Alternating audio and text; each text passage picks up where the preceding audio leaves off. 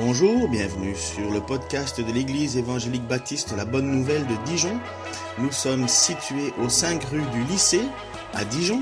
Vous pouvez trouver des informations sur notre Église sur le site internet www.la-bonne-nouvelle.org.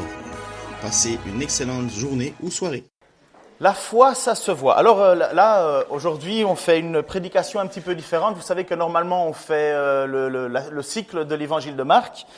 Mais étant donné que j'ai eu aussi la chance de faire les vendanges pendant 10 jours, mais honnêtement, j'avais vraiment pas l'énergie de retravailler Marc en plus le soir. Mais j'invite tous ceux qui veulent vivre une expérience bourguignonne d'aller faire les vendanges. Hein. Premièrement, vous vous rendez compte que vous avez des muscles que vous ne connaissez pas, qui font mal, et puis après ça, vous rigolez bien aussi, et puis après ça, vous prenez la persévérance quand il est 3 heures, que vous avez juste envie de partir, et qu'il y a encore 2 heures à faire, et qu'il fait 30 degrés. Ça va sinon ? Vous êtes sûr ? Ok.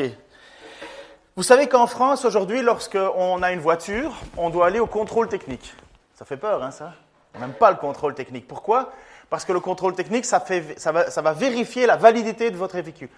Est-ce que, Teresa, tu pourrais, si ça ne te dérange pas, te mettre à côté de nos Australiens pour faire une... On a des personnes qui nous visitent d'Australie. I say that we receive you from Australia. And I ask to Teresa to make some translation. Donc, si vous entendez un peu de brouhaha, là, ce n'est pas grave. C'est juste une traduction. Merci, Teresa. Donc, 133 points aujourd'hui, 133 points de vérification sur votre véhicule lorsque vous allez au contrôle technique. C'est comme ça, on est obligé pour avoir la validité de pouvoir vérifier si votre véhicule est apte à rouler. Vous savez aussi qu'on nous conseille à partir d'un certain âge d'aller chez le médecin pour faire des tests aussi. On demande pour les femmes d'aller faire des mammographies, pour les hommes c'est autre chose, mais on dit qu'il y a un certain âge où il vaut mieux vérifier, passer un test, voir si vous êtes toujours fonctionnel quelque part, ou si une maladie ne se cache pas. Vous savez, et ça les étudiants le savent mieux que nous, que chaque année vous avez la validation de vos connaissances à travers un examen qui vous donne du stress. C'est génial parce que nous on habite ici dans une cour où il y a 30 étudiants, jusqu'à un petit peu avant la période des examens c'est la fête, tout le temps. Mais quand les examens sont là, ils sont muets comme des carpes, on n'entend rien. C'est à peine s'ils nous crient pas dessus de faire à nous du bruit, alors qu'on fait pas de bruit. Hein. Mais on sait qu'il y a cette période-là où on va valider ce qu'on en a appris et il faut faire les examens. Après ça, il y a les pleurs, les grincements de dents ou les réjouissances. Il y a dans la vie constamment des tests. Et c'est là pareil aussi pour nous, en tant que chrétiens. Il y a aussi le test de la validité de notre foi.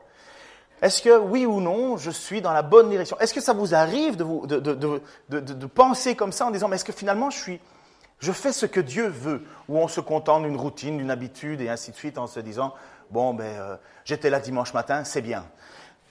J'étais pas arrivé en retard, c'est bien. Non, c'est pas ça une validation de notre vie chrétienne. Et dans l'épître de Jacques, il va nous donner un test pour valider si oui ou non nous sommes dans la bonne direction. Ce test, en fait, c'est un test qui va nous mettre très mal à l'aise. Et je vous invite aujourd'hui à être très inconfortablement assis. Pourquoi ?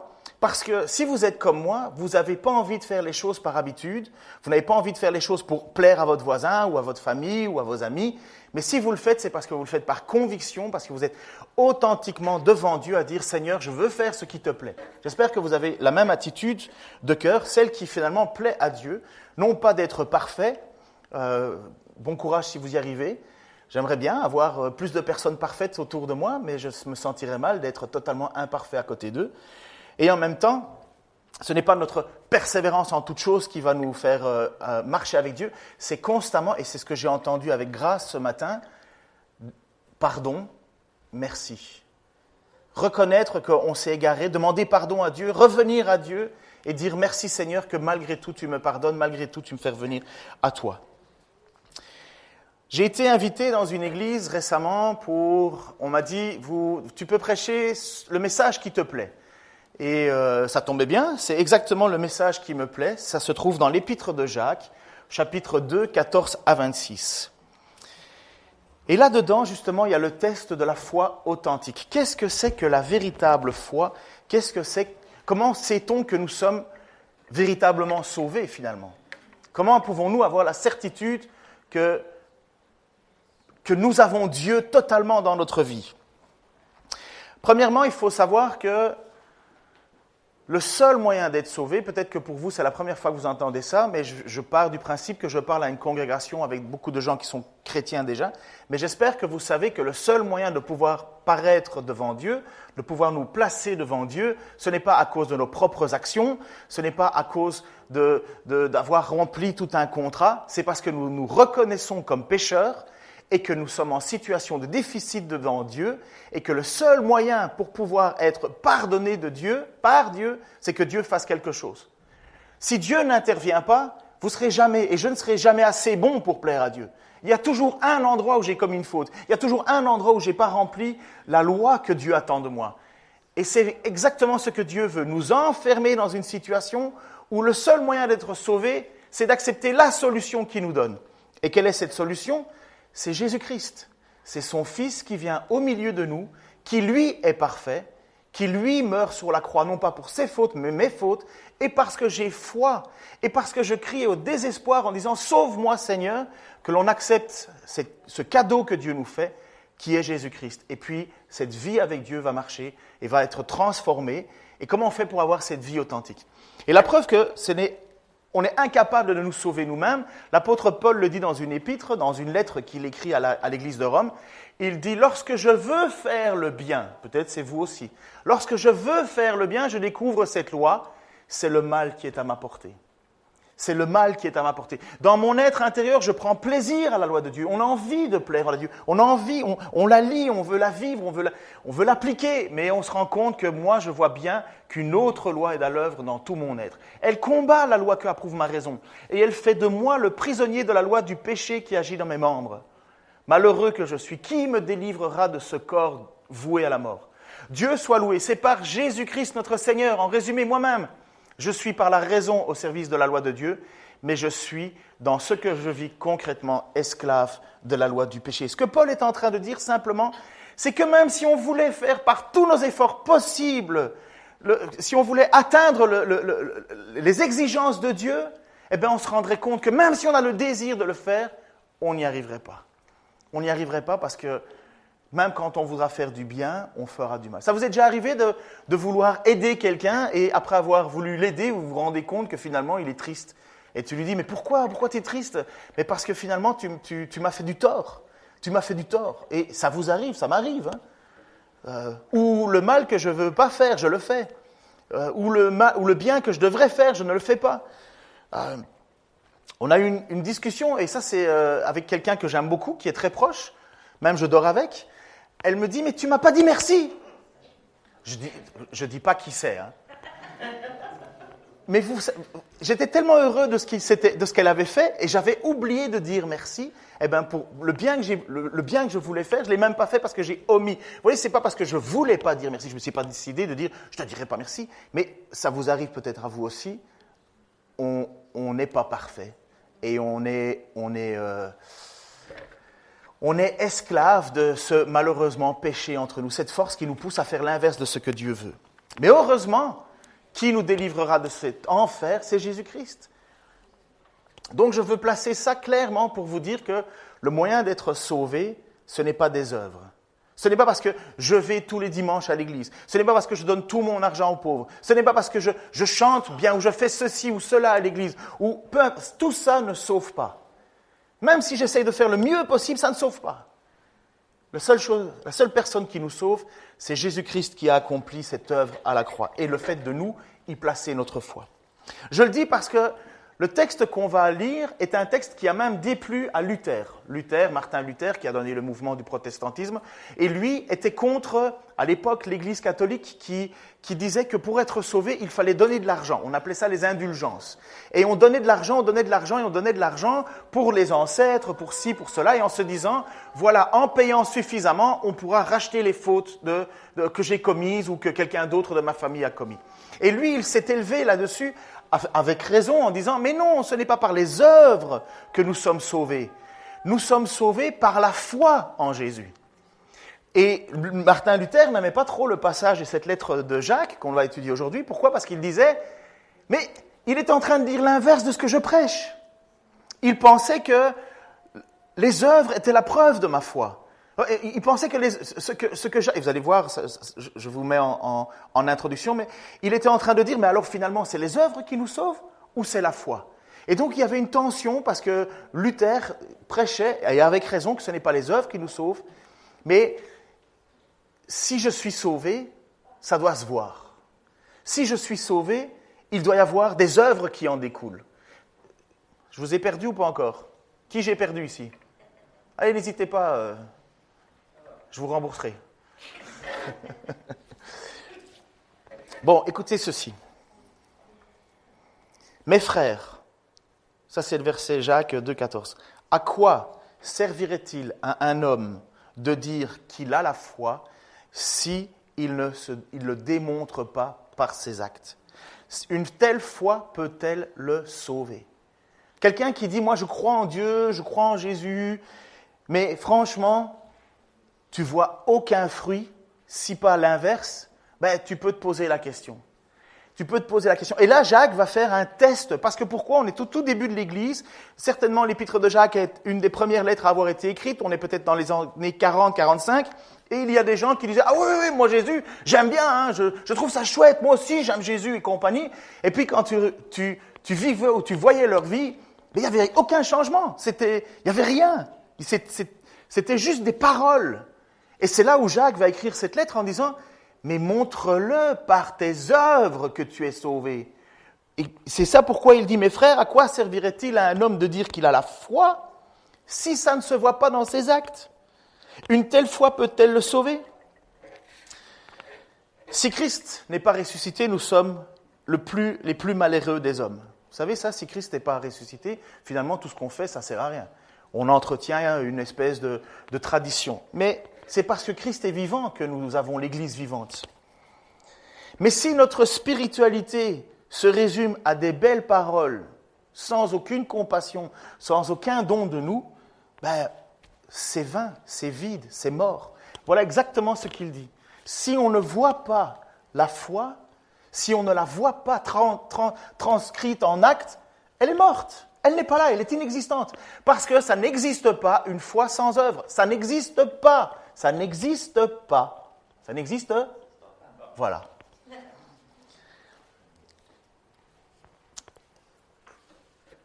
Dieu pourrait nous faire passer un test aujourd'hui. Il déciderait de nous faire passer un test dans notre Église pour nous évaluer et voir où nous en sommes dans notre relation avec lui. Et c'est exactement ce que Jacques, dans sa lettre, va écrire aux églises, donc nous aussi. Il va écrire aux églises en donnant une manière dont Dieu va évaluer notre foi. Et voici comment il dit. Supposez qu'un frère ou une sœur manque de vêtements et n'ait pas tous les jours assez à manger. On parle bien d'un frère ou d'une sœur. Et voilà que l'un de vous leur dit « Au revoir, mes amis, portez-vous bien, restez bien au chaud et bon appétit », sans leur donner de quoi pourvoir aux besoins de leur corps, à quoi ça sert ? Il en est ainsi de la foi. Si elle reste seule, sans se traduire en actes, elle est morte. Si quelqu'un, voilà le test que Jacques fait passer à l'Église, fait passer aux chrétiens, nous fait passer. Si quelqu'un est là, un frère ou une sœur parmi nous, et qui dit, moi j'ai froid, j'ai faim, j'ai rien à manger, et que nous, la seule chose qu'on se contente de faire, c'est une petite prière de bénédiction, en disant, écoute, je prie pour que tu ailles mieux, je prie pour que ça aille, je prie pour que tu aies chaud, je prie pour que tu manges, et je prie, et j'invoque, et j'autorise, je prends autorité, blablabla, et que finalement tu dis à la personne, écoute, à demain, et que tu n'as pas mis ta main dans ta poche pour aller tirer le billet que tu as, et que tu pourrais lui donner, ça ne sert à rien. C'est du vent, c'est du vent. Voilà ce qu'il est en train de dire. Si elle reste seule sans traduire en actes, c'est mort. C'est mort. Et ça, c'est dès le début de l'Église, où on a cette réalité que la foi, elle doit se traduire en compassion. C'est pas parce que j'ai de la compassion que je suis sauvé, mais c'est parce que je suis sauvé que je dois avoir de la compassion. Parce que le plus grand problème de l'homme, c'est quoi à votre avis ? c'est que c'est un égoïste. Mettez 2 enfants en bas âge dans une salle de jeu, donnez-leur à tous les 2 un jouet. Vous savez quel jouet il veut? Celui de l'autre. Dès le départ. On veut prendre pour soi. Dès le départ, on doit combattre ça. Dès le départ. Vous allez voir à quel point ce passage est important. Écoutez bien ceci. Il y a un homme, un pharisien, un homme qui est un enseignant donc de la loi et qui la connaît super bien. Tout l'Ancien Testament, il le connaît super bien. Et il veut piéger, entre guillemets, Jésus, et il lui pose la question, mais quel est le plus grand commandement pour Dieu? Puisqu'il ne reconnaît pas encore que Jésus est le Messie, cet homme-là, mais il voit bien que Jésus a une autorité, il voit bien que Jésus parle avec une grande connaissance.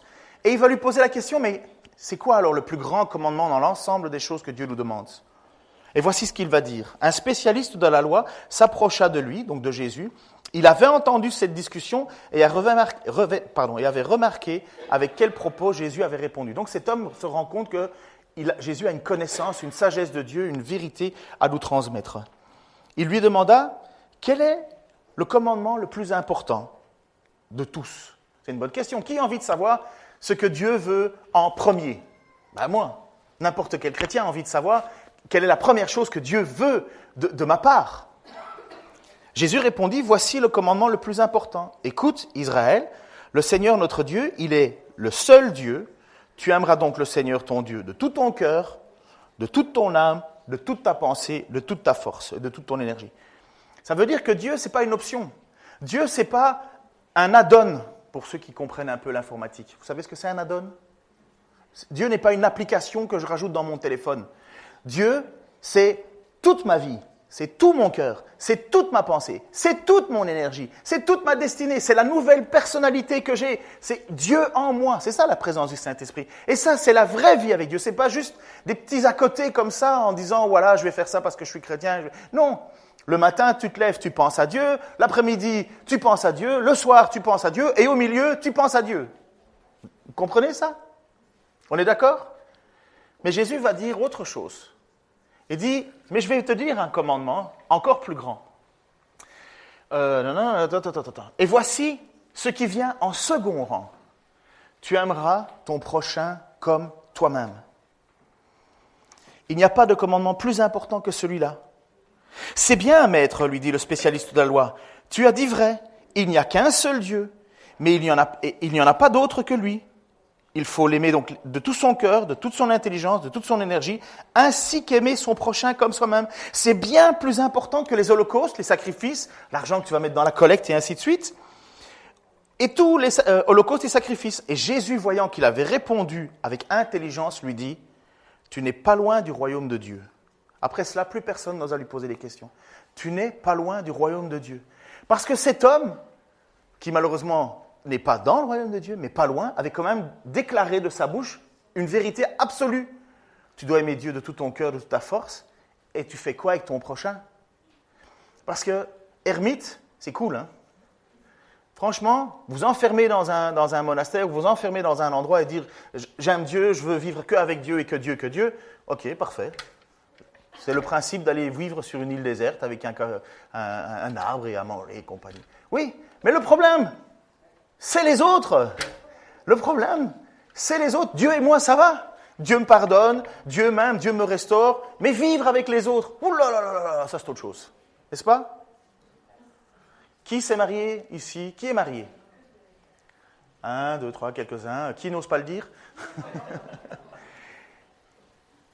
Ok, on se marie par amour, ok, c'est vrai. Premièrement, tout est beau, tout est magnifique. Et puis, le temps prend sa place. Et on se retrouve finalement à devoir non plus vivre le sentiment d'amour, mais vouloir aimer, mettre de l'énergie pour aimer. Vous savez, on dit toujours qu'il y a une période là où on voit des papillons dans les yeux, enfin partout. Tout est magnifique, on ne voit pas les défauts. Et puis après, il faut faire un effort. Eh bien, c'est exactement la même chose dans la vie des chrétiens. Il y a toujours cette période-là où finalement, au début, tout est beau, et puis on se rend compte que, ouf, il n'est pas tout seul, je ne suis pas tout seul. Oh, pourquoi il lève les mains trop? Lui, pourquoi il fait autant de bruit? Pourquoi il n'est pas là? Pourquoi il ne fait pas ci? Pourquoi il fait ça? Et finalement, on fait ce que Jésus nous enseigne. Malheureusement, on regarde la paille à l'heure et on ne voit pas la poutre chez nous. Et finalement, on est toujours en train de pointer du doigt en se rendant compte que Dieu ne nous demande pas de pointer du doigt, mais de les aimer. Ce qui est excessivement difficile. J'aime Dieu, c'est pas compliqué, il est parfait. J'espère que vous comprenez que je n'ai pas besoin de nous pointer et de me pointer pour vous rendre compte qu'aucun de nous ne mérite l'amour que Dieu mérite. Mais Dieu nous demande que de prouver notre amour pour lui en manifestant notre amour pour les autres. Vous savez que dans la prière que Jésus nous apprend, il dit « Père, pardonne-nous nos offenses comme… » Et ce n'est pas une hypothèse. Hein. Donc je reviens à mon sujet. Et cet homme est là, devant Jésus, et Jésus lui dit « Tu n'es pas loin du royaume. » Parce qu'il y a deux choses importantes que tu as compris. Premièrement, Dieu de tout mon cœur. Deuxièmement, aimer son prochain comme soi-même. Et si Jésus nous dit que aimer son prochain comme soi-même, c'est être proche du royaume, c'est que c'est excessivement important. À un certain moment, on est dans la lettre de Jean, on va lire un passage dans la lettre de Jean, donc l'apôtre Jean, qui est celui qui va vivre le plus longtemps, on pense qu'il va vivre jusqu'à 90 ans, donc qui est l'apôtre qui a traversé une bonne partie, il a vu l'Église naître, il a vu l'Église grandir. Et à un certain moment, il y a des gens qui arrivent dans l'Église et qui disent « mais moi je suis sauvé, mais je suis sauvé en esprit ». Donc mon esprit est sauvé, mais je fais ce que je veux de ma vie. Ce sont des gens qui continuent à aller vivre dans la pornographie, on pourrait dire pornographie aujourd'hui, la prostitution sacrée, ils faisaient n'importe quoi, ils n'avaient pas d'amour pour les frères, ils avaient du dédain et ainsi de suite. Et finalement ils disaient « mais de toute façon avec Dieu je suis en règle, mais avec toi je m'en fous. Toi tu comptes pas, t'es zéro ». Et là, il y a les chrétiens authentiques qui sont là et ils se demandent, parce qu'on est au tout début de l'Église, on n'a pas trop de modèles, et ils sont en train de se demander « mais finalement, est-ce que je suis sauvé ou pas ?» Parce que tu es dans cette église, et il y a plein de problèmes. Ceux qui veulent revenir à l'église primitive en pensant qu'il n'y avait pas de problème, il y en avait plein. Et ils sont là et ils se posent la question, finalement, ces gens, mais est-ce que je suis vraiment sauvé? Ou quelle est la preuve que je fais partie du bon… Est-ce que je peux faire ce que je veux parce que je dois juste être sauvé en esprit et finalement je peux vivre ma vie comme je veux, comme bon le semble? Vous savez, comme aujourd'hui, on a cette fameuse leitmotiv, faut pas me juger, hein. On a tordu le sens des Écritures pour faire n'importe quoi. Bien sûr qu'on se juge. Et si tu vois un frère qui tombe, tu vas le voir gentiment en lui disant, écoute, reviens à Dieu, sors du péché. Là, on est en train de se faire… Bref, je m'éloigne. Et donc, il écrit à cette église, à un Jean. Et voici qu'il va écrire à ces chrétiens qui se posent la question si oui ou non ils appartiennent à Dieu. C'est ainsi que se manifeste la différence entre les enfants de Dieu et les enfants du diable. Il écrit à une église, hein, ok? Quand je vous dis que ça met inconfortable, ça met inconfortable. C'est ici que se manifeste la différence entre les enfants de Dieu et les enfants du diable. Celui qui ne fait pas ce qui est juste n'appartient pas à Dieu. Pas plus que celui qui n'aime pas son frère. Vous vous rendez compte ce que Jean écrit? Il est en train de dire, dans l'église, il y a ceux qui appartiennent à Dieu et il y a ceux qui appartiennent au diable. Ceux qui appartiennent au diable ne font pas ce qui est juste et ils n'aiment pas leurs frères. En effet, voici le message que vous avez entendu dès le commencement. Aimons-nous les uns les autres, que personne donc ne suive l'exemple de Caïn. Caïn, c'est le frère d'Abel, ce sont les enfants de Adam et Ève. Caïn a tué Abel. Que personne donc ne suive l'exemple de Caïn qui appartenait au diable et qui a égorgé son frère. Et pourquoi l'a-t-il égorgé? Parce que sa façon d'agir était mauvaise, alors que celle de son frère était juste. Mes frères, ne vous étonnez pas donc si le monde a de la haine pour vous. Quant à nous, écoutez bien ce qui est écrit, nous savons que nous sommes passés de la mort à la vie parce que nous aimons nos frères. Nous savons que nous sommes sauvés parce que nous aimons nos frères. C'est quand même pas rien. Hein? Tu veux te rassurer de savoir si oui ou non tu as l'assurance du salut? Mais c'est parce que tu aimes tes frères. Si tu dis, moi j'aime l'Église, j'aime Dieu, mais l'Église, j'en ai rien à faire, et tous ces chrétiens, et tous ces hypocrites, et tous ces ci, tous ces là, à mon avis, tu as un problème. Il y a quelque chose qui ne marche pas. Celui qui n'aime pas demeure dans la mort. Car si quelqu'un déteste son frère, c'est un meurtrier. Et vous savez qu'aucun meurtrier ne possède en lui la vie éternelle. Voici comment nous savons ce que c'est que d'aimer. Jésus-Christ a donné sa vie pour nous. Nous devons, nous aussi, donner nos vies pour nos frères. Si un homme riche, et donc la question de l'argent revient, si un homme riche, j'ai perdu ma phrase. Si un homme riche voit son frère dans le besoin et lui ferme son cœur, l'amour de Dieu n'est pas présent en lui. Mes enfants, que notre amour ne se limite pas à des discours et à de belles paroles, mais qu'il se traduise par des actes accomplis dans la vérité. C'est ainsi que nous saurons que nous appartenons à la vérité. Nous rassurerons nos cœurs devant Dieu. Si notre cœur nous condamne d'une manière ou d'une autre, si notre cœur nous condamne d'une manière ou d'une autre, car Dieu est plus grand que notre cœur et il nous connaît tous. Mes chers amis, si notre cœur ne nous condamne pas, nous sommes pleins d'assurance devant Dieu. Il nous donne tout ce que nous lui demandons parce que nous obéissons à ses commandements et que nous faisons ce qui lui plaît. Or, que nous demande-t-il ? De placer notre confiance en son Fils Jésus-Christ et de nous aimer les uns les autres comme il nous l'a lui-même prescrit.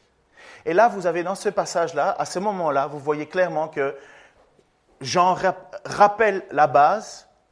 On est sauvé par Jésus-Christ, on aime ses frères. On est sauvé par Jésus-Christ, on aime ses frères. Qui a décidé que Manu serait mon frère ? Définitivement, ni mon père, ni ma mère. À moi. Et voilà. C'est Dieu lui-même qui a choisi Manu. C'est Dieu lui-même qui a choisi Nicolas. C'est Dieu lui-même qui a choisi Rina. C'est Dieu lui-même qui a choisi ma femme. C'est Dieu lui-même qui a choisi. Et si moi je dis, au fond de mon cœur, j'aime Dieu, mais j'aime pas ce que Dieu me donne, ben on a un problème avec Dieu. Ça va, vous faites une pause ? Je vous donne 2 minutes pour mettre un sourire ? C'est quand même une bonne nouvelle, là. Et vous savez pourquoi on est mal à l'aise avec ça ? Parce que aimer, c'est pas facile. Parce que aimer, c'est dur. Mais parce que aimer, ça veut dire faire fi de l'orgueil. Ça veut dire aller demander pardon à la personne que j'ai blessée. Ça veut dire me sacrifier pour mon frère qui manque de quoi que ce soit. Ça veut dire ne plus penser égoïstement à moi. Ça veut dire ne plus... L'objet de ma vie, là, c'est pas ma maison, ma voiture, mes vacances, avoir des beaux petits-enfants, et ci et ça, et avoir mes enfants. Mais non, l'objet de Dieu, c'est ton frère à côté de toi que lui a choisi. Alors là, qu'est-ce qu'on fait dans ces générales-là ? Ben, les pauvres, ils sont super heureux en disant « Allez, on va l'argent ». Et tu as tous les plus riches qui font « touche pas à mon argent ». Là, on est mal, hein ? Et on a le droit d'être mal, parce que vous savez quel est le plus grand adversaire, justement, dans notre vie à nous ? L'argent. L'argent. Mais moi, je peux vous dire que j'ai vu tellement et tellement et tellement de personnes qui étaient généreuses ne jamais s'appauvrir. Et j'ai vu tellement et tellement et tellement de gens riches devenir pauvres en amis. Il y a même une phrase qui dit, il y a des gens tellement riches que la seule chose, il y a des gens tellement pauvres que la seule chose qu'ils ont, c'est de l'argent. Vous connaissez cette phrase ? Et donc Jacques, dans l'église, il était en train de dire, vous voulez passer le test ? Vous voulez passer le test ? Eh bien, si dans votre église, il y a quelqu'un qui manque de quoi que ce soit et que vous dites une bonne prière et tout va bien aller, et tu vas voir, je vais prier pour toi, et que finalement, tu ne vas pas chercher dans ta garde-robe la 2e chemise que tu as, parce que tu en as déjà suffisamment. Si tu ne vas pas chercher dans ton compte en banque quelque chose pour aller donner à une personne qui a faim, on parle bien du nécessaire, hein, on ne parle pas de quelqu'un qui dit « Oh, ma TV est cassée, ouais, c'est juste une 4/3, j'aimerais bien une CS9, Dieu est injuste avec moi. » Non, on parle d'avoir faim, et on parle d'avoir froid, on parle de gens qui sont dans le désespoir. Eh bien, Jacques, il dit, si tu fermes ton cœur à des gens qui sont dans le désespoir, d'autant plus que c'est ton frère et ta sœur, tu ne passes pas le test. Tu ne passes pas le test. Je vais accélérer.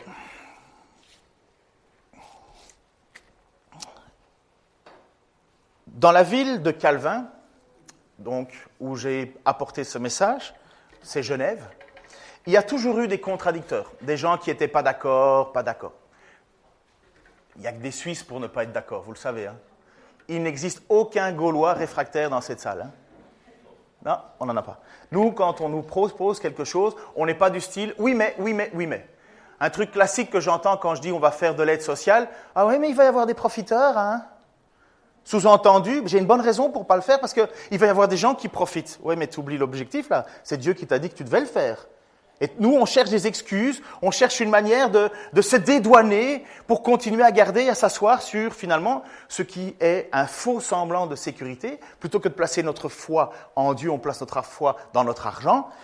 Et là, c'est comme si Jacques voulait prévoyait que quelqu'un allait contredire, allait râler en disant « Ah oui, mais… » Et voilà ce qu'il va dire. Il va utiliser un mot. Tu peux mettre juste après ? Ah oui, pardon. Insensé, stupide, homme vain, blablabla. Merci.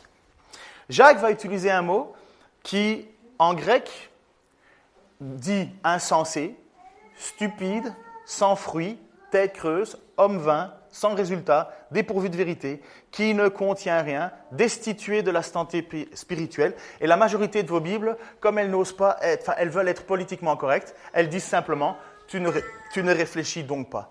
Mais le texte dit clairement stupide, idiot, insensé, tête creuse. Et voilà ce que Jacques va prédire avec quelqu'un qui voudra mettre en discussion ce qu'il enseigne. Voici ce qu'il dit. Mais quelqu'un dira, l'un a la foi, l'autre les actes. Eh bien, montre-moi ta foi sans les actes. Et je te montrerai ma foi par mes actes. Tu crois qu'il y a un seul Dieu ? Très bien. Mais les démons aussi le croient. Et ils tremblent. Tu ne réfléchis donc pas, qu'on peut traduire par tête creuse, homme vain, idiot, stupide.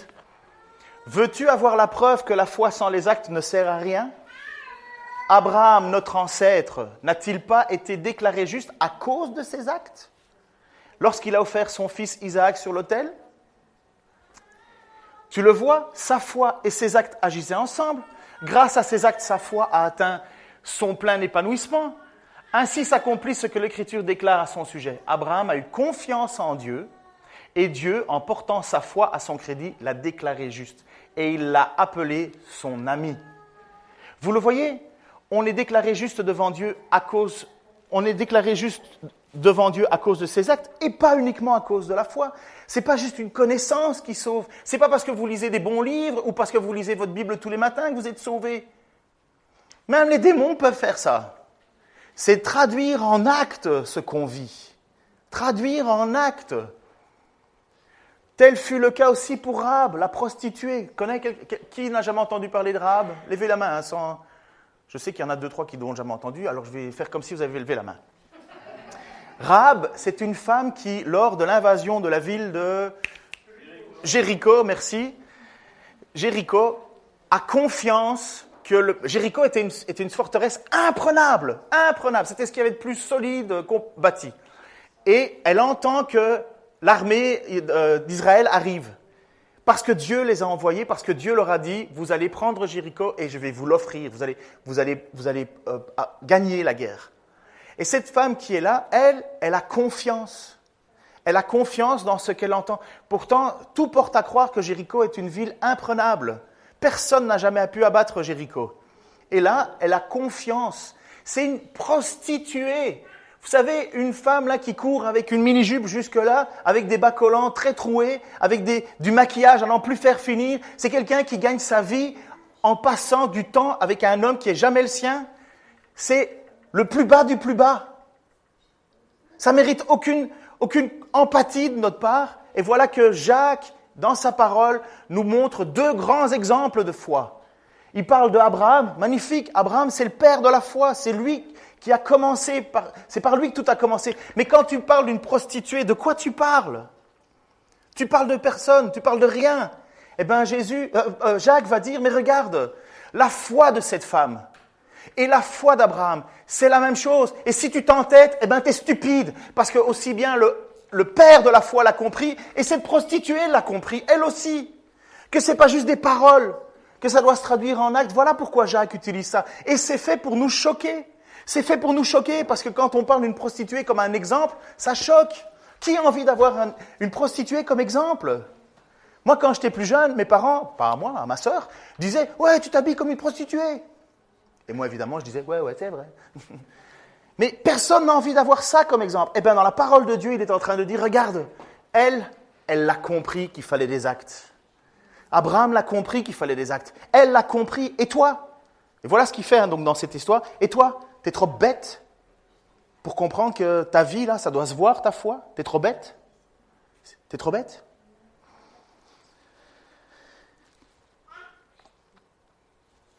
Je termine comme ça, je pense que j'ai mis assez de pression, enfin le texte a mis assez de pression. Mais je veux vous montrer que c'est totalement le message de l'Écriture. À la fin des temps, comment est-ce que Dieu va vous sauver? Comment est-ce que ça va se passer à votre avis? Donc vous mourrez, il va y avoir le jugement, donc il y a une période d'attente. Je pense que là, il y a une période où les gens sont dans la présence de Jésus. Ceux qui vont destinés à la seconde mort se retrouvent dans ce qu'on appelle l'enfer. Donc c'est un lieu d'attente, mais déjà de souffrance. Et puis il y aura le retour de Jésus et il y aura les uns qui seront ressuscités encore. Je ne sais pas à quoi on ressemblera, mais on va être mieux. Mais on va ressusciter pour être dans la présence de Dieu, avec Dieu. Et puis on aura une autre partie qui, elle, n'a pas mis sa confiance en Jésus-Christ et on n'a pas vu des actes. Et eux vont être placés dans un autre endroit qu'on appelle après ça la géhenne, qui est un lieu de souffrance éternelle, un lieu de séparation avec Dieu. Comment est-ce que Jésus va faire le tri?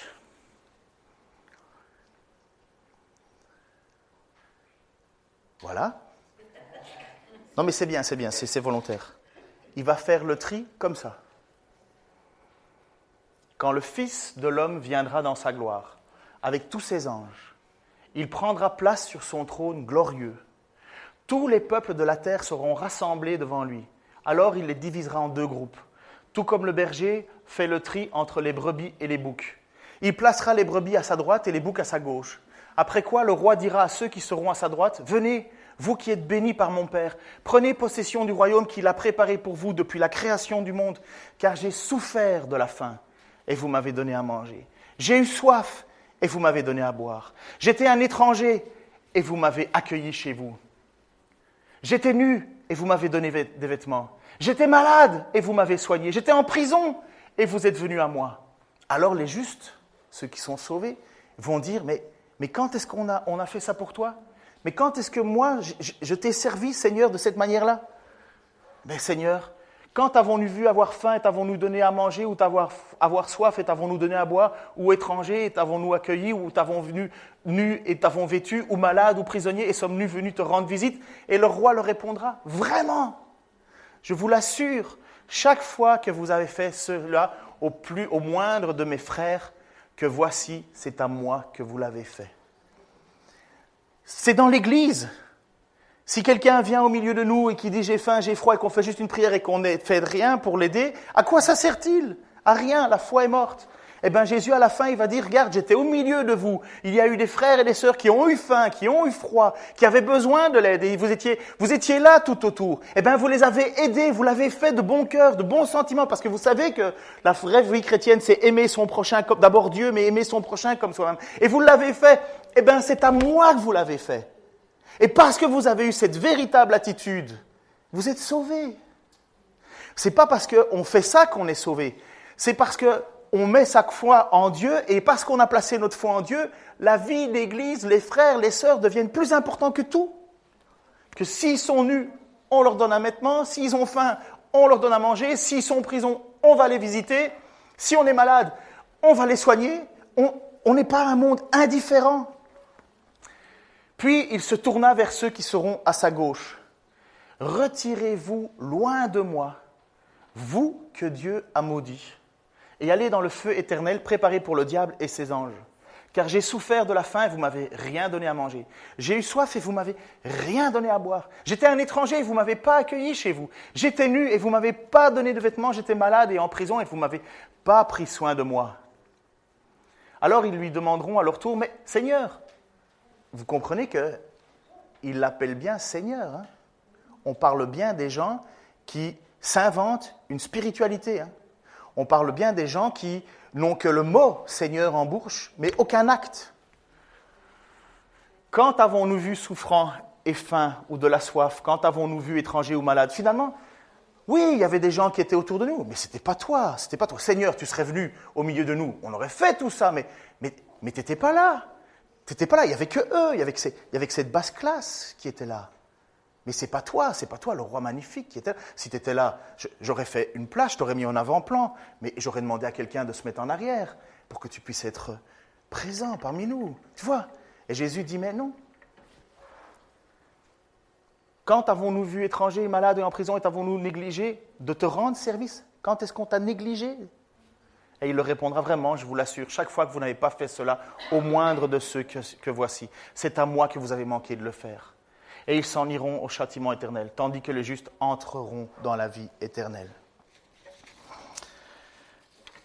Quand je vous ai dit que c'était un message qui évaluait notre foi, quand j'étais plus jeune, la première fois que j'ai lu l'épître de Jacques, j'étais bouleversé. Bouleversé parce que je me suis dit, je suis à côté de la plaque. J'aime bien lire des livres de théologie, j'aime bien parler de mon Dieu, j'aime bien faire tout ça. Mais vous savez ce que Dieu veut? C'est que je ne sois pas indifférent à quelqu'un qui est à côté de moi. Quand j'entends que quelqu'un a besoin d'aide, qu'est-ce que je fais? Qu'est-ce que tu fais? Quand un frère ou une sœur a besoin d'aide, qu'est-ce que tu fais? Et ça pique encore plus lorsque l'on va aller dans notre poche. Et vous savez ce qu'il y a dans notre poche? Comme dirait Jacques Dutronc, un cactus. On ne veut pas y aller. On ne veut pas prendre le temps pour les autres. On ne veut pas faire la moindre chose. Et on pense qu'avec cette attitude refermée où on ne veut pas montrer de l'amour pour Dieu, on pense que dans nos prières, Dieu est en train de nous écouter et en train de nous bénir. Non, à la fin, il va dire, arrière de moi, vous m'avez négligé, vous n'avez pas fait ça pour moi, partez. Ce n'est pas la doctrine qui nous sauve, même s'il faut une bonne doctrine. Doctrine, ça veut dire la connaissance de l'Écriture. C'est la mise en pratique de ce que l'on connaît. Rahab, elle n'avait pas une grande théologie, cette dame-là. Abraham, beaucoup plus, mais Rahab. Mais le peu qu'elle savait, elle le mettait en pratique. Et ça doit être la même chose pour toi, ça doit être la même chose pour moi, ça doit être la même chose pour nous. Pourquoi? Parce que personne d'entre nous, j'espère pour vous, n'a envie d'être un cadavre spirituel. Tu as envie d'être un cadavre spirituel? Je crois que j'ai une image, je crois que c'est le dernier verset, mais c'est un peu avant. Tu l'as? C'est l'image juste avant, Jacques 4, 26.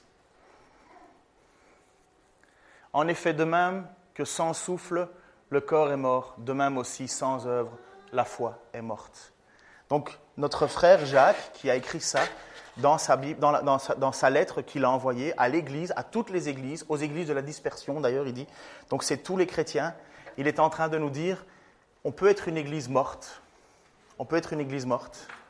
parce que nous n'avons pas cette foi qui sauve. Et cette foi qui sauve, c'est la mise en pratique de ce que je sais.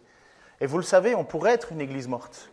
Il suffirait simplement que quand quelqu'un arrive de l'extérieur, ou un frère ou une sœur, et qui dit « voilà, j'ai besoin d'aide », eh bien, on fasse semblant de rien, une petite prière, et que finalement, tout le monde s'en va chacun de son côté, et on retourne à notre vie confortable, et ainsi de suite.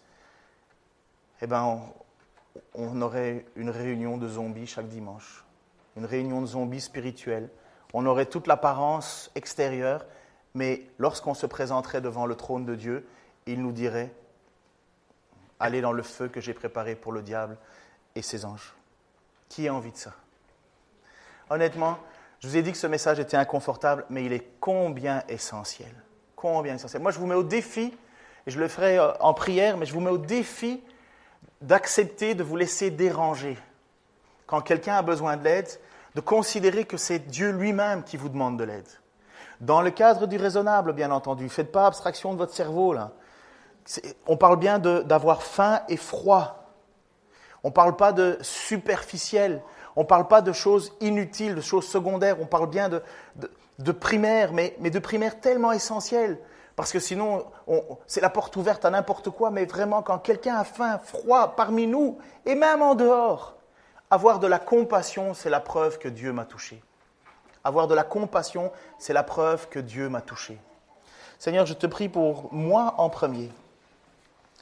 Je te prie, Seigneur, parce que je sais que j'ai un cœur tellement dur pour ces choses-là. J'ai tellement besoin, Seigneur, que tu me rappelles encore par ta parole ce que c'est que d'être un chrétien, un homme sauvé. Seigneur, je te prie pour les occasions que tu nous donneras encore dans cette église de recevoir des gens, des frères, des sœurs qui viendront avec des besoins. Et que nous puissions, Seigneur, joyeusement y répondre, comme si c'était à toi-même qu'on le faisait. Seigneur, je te prie pour que, premièrement, nous puissions avoir la paix avec toi, que nous comprenions que tu es mort à la croix pour nous sauver de toutes nos erreurs, de toutes nos fautes, de tous nos manquements, de toutes nos bêtises. Tout ça, tu les as pris sur toi et tu es ressuscité et nous ressuscitons avec toi une nouvelle vie, Seigneur. Mais je te prie que cette nouvelle vie, elle est le parfum de la vie. Que cette nouvelle vie, Seigneur, elle soit une vie où justement on a envie de donner de l'aide aux frères, aux sœurs. Seigneur, tu en as donné à certains le don d'en avoir plus, c'est vrai. Il y a des gens qui ont vraiment le don de libéralité, qui sont excessivement généreux en toutes choses. Et je veux te remercier pour cela. Et moi, je te prie pour moi et pour tous ceux qui ne sont pas naturellement disposés à cela. Montre-nous à quel point c'est important, Seigneur. Rappelle-nous dans notre cœur, dans notre esprit, qu'on ne peut pas négliger l'autre. Seigneur, merci parce que justement, tu nous as donné cette parole pour nous faire revenir toujours à ton cœur, à ce que toi tu veux. Et je te prie, Seigneur, pour que cette Église, notre petite communauté ici à Dijon, puisse avoir ce parfum de bonne odeur. Pour la gloire de ton nom, Seigneur Jésus. Pour la gloire de ton nom. Amen.